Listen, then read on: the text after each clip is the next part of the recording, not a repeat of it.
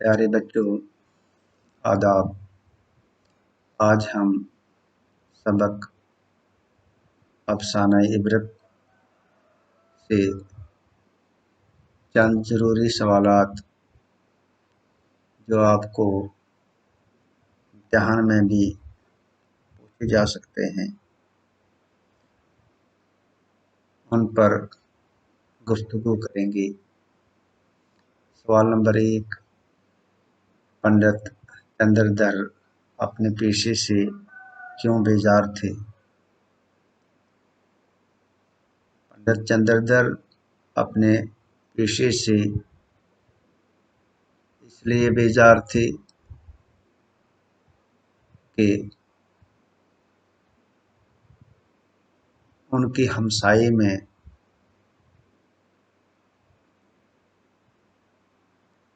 दो हमसाया मुलाजिम थे, एक ठाकर साहब और दूसरा मुंशी जी।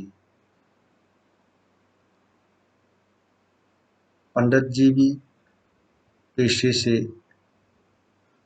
स्कूल में मास्टर थे। उनकी तनख्वाह बहुत कम थी,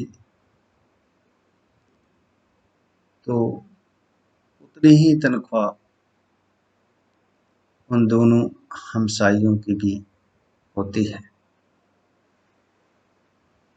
तो पंडित जी का गुजारा जो है माहाना तनख्वाह पर बड़ी मुश्किल से होता था, जबकि पड़ोसी उनसे ज़्यादा तनख्वाह न लेने वाले उनकी ज़िंदगी बड़े आराम से ऐश अशरत से गुजरती थी। एक जो था ठाकर साहब, पुलिस में हेड कांस्टेबल, और मुंशी जी अकाउंट क्लर्क थे। उन दोनों को ऊपर की आमदनी खूब थी, यानी वो लोगों से रिश्वत लेते थे। दोनों ऐश अशरत की ज़िंदगी गुजारते थे।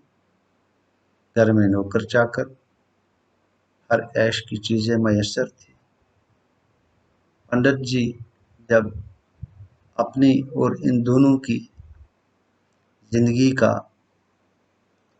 मौज़ाना मुकाबला करते थे, तो इन्हें अपने आप पर गुस्सा आता था, अंदर ही कटरते रहते। इन दोनों से ज़्यादा पढ़े लिखे थे, मगर आमदनी में इनसे कमतर थे। हालांकि असली आमदनी बराबर ही थी, लेकिन वो ऊपरी कमाई किया करते थे। तो इस चीज़ पर के मैं पंडित जी, मैं उनसे इल्म में भी और हर लिहाज से आला हूँ। ये लोग जो है कुछ भी नहीं जानते हैं, तो इस बात पर वो जो है वो अंदर से कटरते रहते थे। सिर्फ अपनी माहाना तनख्वाह पर ही गुजारा करना पड़ता था, ऐसा कोई साधन नहीं था उसके महकमे ऊपर वाले की तनख्वाह कमाने का, ऐसा पेशा ही नहीं। इसलिए वो अपने आप से, अपने पेशे से बेजार थे। सवाल नंबर 2, पंडित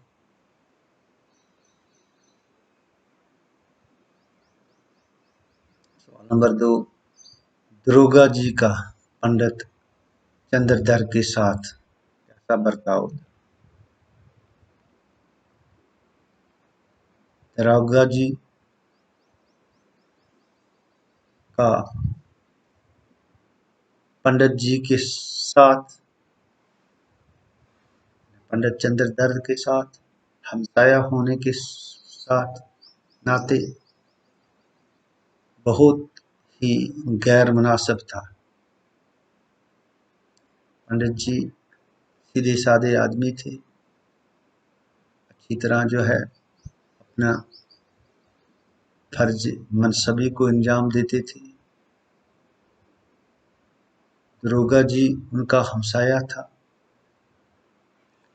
और हमसाया होने के नाते कभी कभार हाथ से दूध, बची हुई सब्जी पंडित जी के घर भेजते थे, मगर उसमें भी उस मेहरबानी के पीछे भी दरोगा जी को अपनी खुदगर्जी थी, लालच थी। ये वो कि इस मेहरबानी के एवज में पंडित जी को दरोगा जी के बच्चों की निगरानी करनी पड़ती थी, देखभाल करनी पड़ती थी और उनको पढ़ाना पड़ता था, खास तरीके से उनकी तरफ तवज्जो देनी पड़ती थी। तो इस गर्ज से कि सही दिल से, सच्चे दिल से हमसाया होने के नाते वो उसे वो रफ़ाकत, आज से दूध और बची हुई सब्जी नहीं बेचते थे, वो लालच की वजह से बेचते थे। इसलिए दरोगा जी का पंडित चंद्रधर के साथ बर्ताव गैर मुनासिब था। तीसरा सवाल, दौरान सफर दरोगा जी के साथ पेश आए वाक़या अपने अल्फाज में लिखिए। दरोगा जी ठाकर साहब पुलिस में हेड कांस्टेबल थे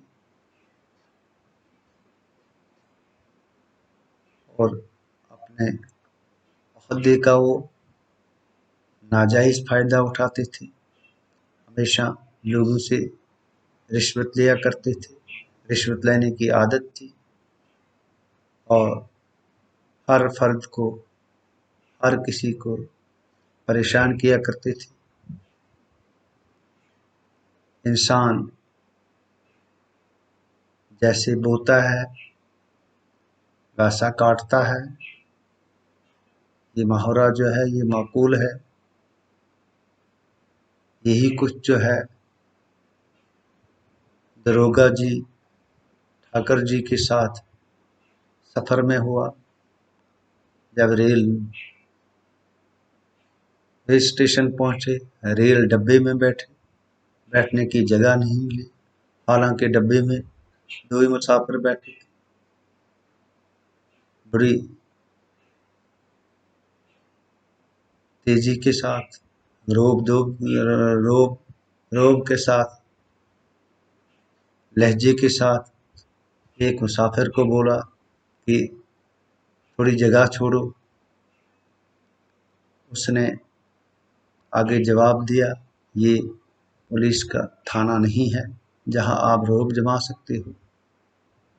आप वही हैं जिसने मुझे गिरफ्तार किया था और 50 रुपये लेकर छोड़ दिया था।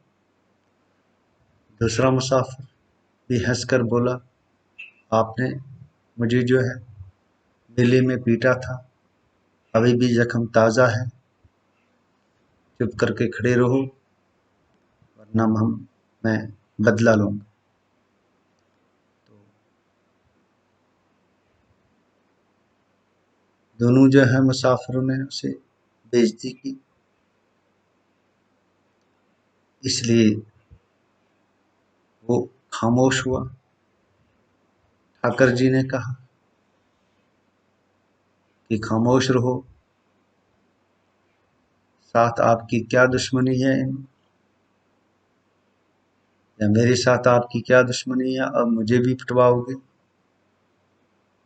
तो ये माजरा जो है उनके साथ दौरान सफ़र जो है वो होता है, वो अच्छा नहीं होता है, बेइज्जती होती है। अगले स्टेशन पर जब पहुंचते जैसे गाड़ी से उतरने लगे, एक मुसाफिर ने धक्का लगाया और मुंह के बाहर गिरे प्लेटफार्म।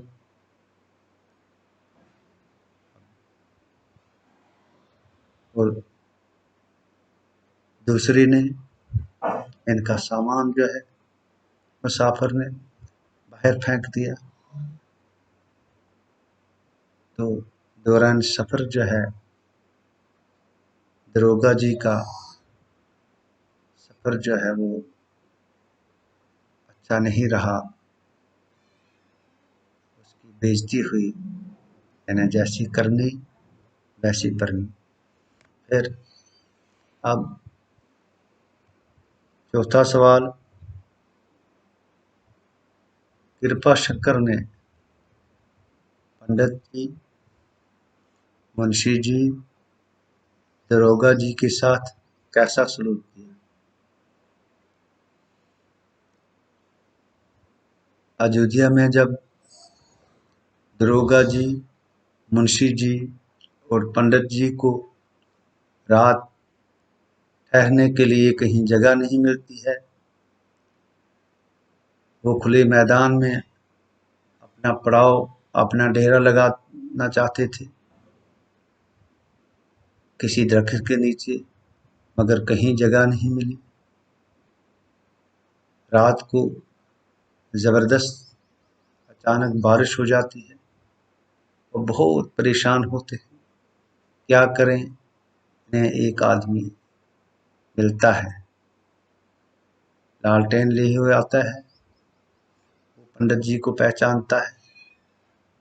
असल में वो आदमी पंडित जी का जो है वो शागिर्द, तालिब इल्म कृपा शंकर होता है। अपने उस्ताद के, पंडित जी के पाँव छूता है और फिर इन सब को जो है अपने घर ले जाता है। इनकी खातिर तवाज़ा करता है, मेहमान नवाजी करता है, अच्छी तरह से खिदमत करता है। ये लोग कृपा शंकर के 3 दिन बैठे रहते। 3 दिन की तक लगातार वो इनकी सेवा करता है। तीसरे दिन जब ये लोग गाड़ी में वापस जाने के लिए बैठते हैं तो कृपा शंकर की आंखों में आंसू आ जाते हैं और अपनी हालत में अपने उस्ताद पंडित चंद्रधर के पाँव छूता है और उस्ताद से कहता है, पंडित चंद्रधर से, कि कभी कभी मुझे याद किया कीजिए। फिर पंडित चंद्रधर को अपने पेशे की अजमत का एहसास इस तरह हुआ, जबकि वो अपने पेशे से जो है बेजार थे। तो उनको अपने पेशे की अजमत जो है, शान का एहसास इस तरह से हुआ। पंडित चंद्रधर एक स्कूल के उस्ताद थे, टीचर थे। वो अपनी मामूली माहाना 15 रुपये पर गुजारा नहीं कर पाते थे, कर बर्दाश्त भी करते, लेकिन अपने हमसाई दरोगा जी और मुंशी जी की ऐश अशरत की ज़िंदगी जो है उनकी आंखों के सामने आती थी, क्योंकि वो अपने ओहदे का नाजायज़ फ़ायदा उठाकर रिश्वत वगैरह लोगों से लेते थे, ऊपरी कमाई करके। तो उससे वो नाखुश थे, इसलिए वो अपने पेशे से नाखुश थे। लेकिन अयोध्या की यात्रा के दौरान जो उन दोनों पंडित जी ने देखा ठाकर साहब और मुंशी साहब के साथ क्या होता है, इस दौरान इन दोनों रिश्वतखोरों को हर मोड़ पे, कदम कदम पर बेइज्जती और जिल्लत उठानी पड़ती है और मुश्किलात का सामना करना पड़ता है। जैसे उन्होंने लोगों से के साथ बर्ताव किया, वैसा ही उनके साथ भी किया गया है। जिसको सताया था उसने जो है उसको मौका मिला और बदला लिया। हर एक की ने बेइज्जती की, क्योंकि जब मुंशी जी बीमार हो जाते हैं तो जो अस्पताल में कंपाउंडर होता है वो उसको पहचानता है, वो भी उसे बेइज्जती करता है, क्योंकि उससे भी उसने रिश्वत ली होती है। ठाकर जी ने भी जो ट्रेन के डब्बे में मुसाफिर, उनसे भी अच्छा सलूक नहीं किया होता है, रिश्वत ली होती है। उसके बरक्स जब वो अपनी तरफ देखता है कि एक शागिर्द ने उनकी भरपूर मदद की, उनकी इज्जत की, उनको अपने घर में ले गए और लगातार 3 दिन जो है उनकी खातिर तवाज़ा, उनको खिलाया पिलाया, मेहमानों के पाँव तक दबाए, बहुत इज्जत की,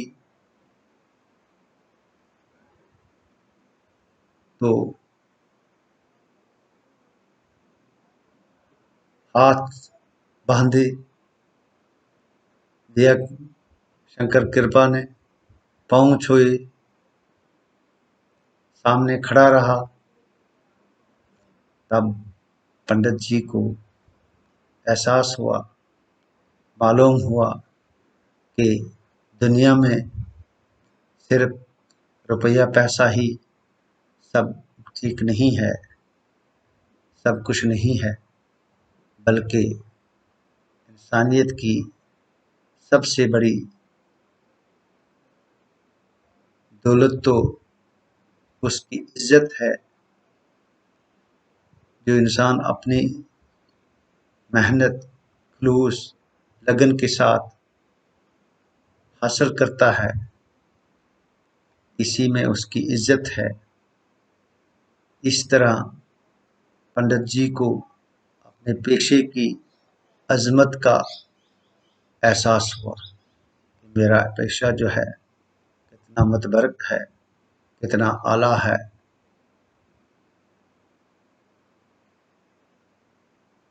अच्छा, इसके बाद इस अफसाने ने इस अफसाने का नाम जो है इबरत क्यों रखा गया? इस अफसाने का नाम इबरत क्यों रखा गया? इस अफसाने का नाम इबरत इसलिए रखा गया क्योंकि दरोगा ठाकर साहब और मुंशी जी और पंडित जी के किरदारों का मुआवजाना जब हम करते हैं, इनके किरदार तमाम इंसानियत के लिए एक मिसाल है, एक मिसल राह है, क्योंकि इस अफसाने में तीनों किरदार को बाज़ात के साथ बयान किया गया है, बताया गया है। इनके किरदार वाज़ह किए गए हैं कि किस तरह समाज में जो इस्तेहाल करने वाले लोग होते हैं, किस तरह जलील और ख़ार होते हैं, जिल्लत और बेइज्जती पाते हैं, जबकि इसके बरक्स ईमानदारी, इंसाफ, शरीफ और मेहनती इंसान की इज्जत जो है में इजाफा कैसे होता है, उनकी इज्जत किस तरह चार चार लगती है, ये जो है सबक इस अफसाने से हमें मिलता है। जैसा कि पंडित जी के किरदार से वाज़ेह है, इन तीनों को किरदार को देखकर एक आम आदमी को इबरत हासिल करनी चाहिए कि अपने पेशे के साथ, ईमानदारी के साथ बरतने पर सर बुलंद होता है। अपने पेशे के साथ खिलवाड़ करने पे इंसान को जलील व ख्वार होना पड़ता है।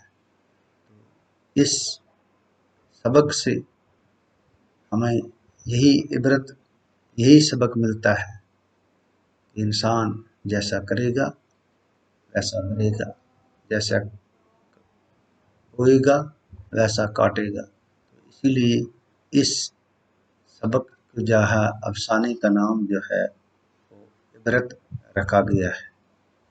तो ये चंद सवालात हैं जो आपको एग्ज़ाम में पूछे भी जा सकते हैं। मज़ीद सवालात इस अफसाने से हैं जो हम आइंदा जो है वो ज़रूर गुफ्तगू करेंगे। आदाब, सलाम।